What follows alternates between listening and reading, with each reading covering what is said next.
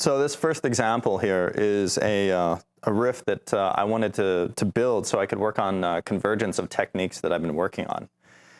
The first of those techniques was a sequence of fourths through a G major 7 arpeggio. So I'll show you that very slowly, and then we'll go on to the next part.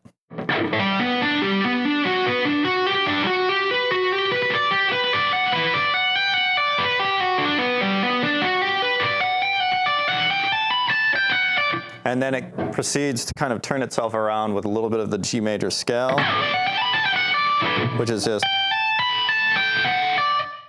And then we go into a C major sweep second inversion,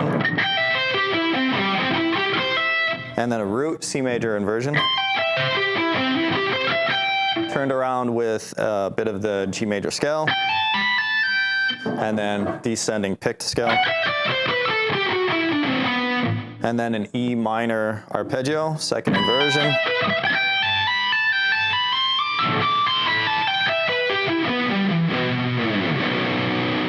through 3 octaves down to the 7th string.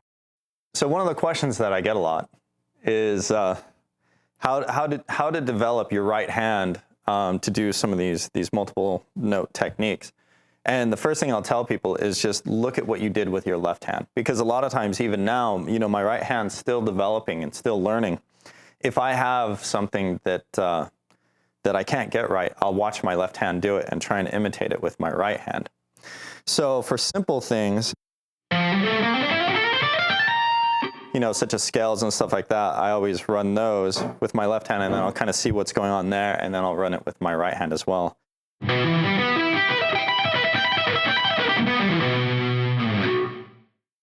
So that's what I'll do, and it started off with simple things like pentatonics, and then developed into more of your 3-note per string scales, and then the arpeggios and stuff, and now just for fun I'll try and play some of the solos that I do with my right hand, but it's not quite there yet on its own. But so one of the things that enables me to do some of my right hand techniques is this pick clip that I developed and patented, and hopefully we'll be able to get it to anybody that might want it fairly soon. It started from the idea that I needed to maintain contact with the pick while I would open up my hand for the right hand tapping stuff. And so for the longest time I tried gluing a rubber band to the pick and then putting that around, but that would always wear out with the pinch harmonics and stuff like that. So I had to come up with another idea, and thumb picks themselves, traditional thumb picks, were way too long, and even when you cut them down to be the right length, the angle on them was just wrong for me.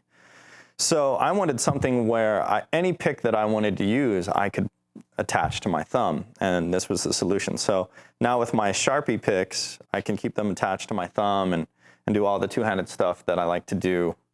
And yeah, it just makes things easier. It also, if you want, do any of that finger picking stuff too, it works very well. So any of that kind of stuff will work out really well. So when you pick it up from the G major 7, and then go into that C major sweep, that's how I use a little bit of slurring to give myself time to plant my hand. So like that with this pick. Another good example is the, actually probably going from the,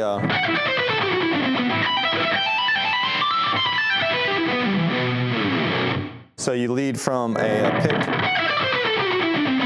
to the,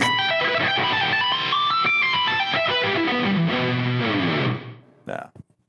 So again, it's just, a lot of times it's about giving yourself a little bit of time to replace the hand, but it really doesn't require much. So my playing, I wouldn't say it was totally inspired by the pick clip, but a couple of years ago, my playing was just throw everything you had at the guitar to try and make something happen. I was all an arm picker.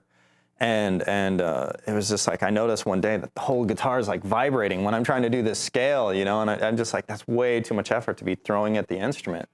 So I worked really hard on adjusting my picking to more of a wrist-based, rotational-based kind of picking. And this this pick clip actually helps keep me in line. It helps keep my hand more relaxed in a stable position against the string. So as I play through it, I think, you know, a lot of people will think that it feels very differently when they first put it on, but if you give it a little time, you'll find that it actually will allow you to relax a little bit more against the strings. It feels very comfortable to go back and forth between finger picking and tapping or whatever. There's you know, to me, I don't feel like there's a total change in technique. I think like you might sometimes, like if you were clutching into a pick and doing some tapping, and you know, some people will try and do the multiple finger taps while holding a pick. And to me, that feels like instantly everything changes, you know, and you're having to exert effort here when, you know, the natural tendency of the hand is to have every finger conform. And so once you're exerting tension here, you have to counter that here with what you're doing on the fretboard. So to me, that's a big plus of this idea.